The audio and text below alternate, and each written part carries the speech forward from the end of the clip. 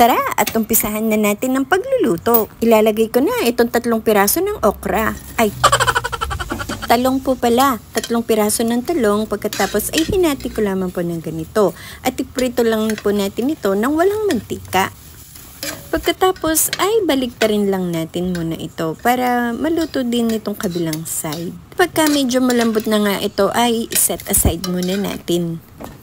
Maglagay na tayo ng cooking oil. Igisa na natin itong bawang, isunod ang sibuyas.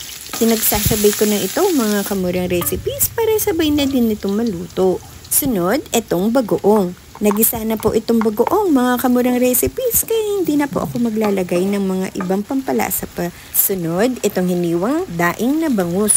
Takpan at lutuin ng 3 minuto sa mahinang apoy.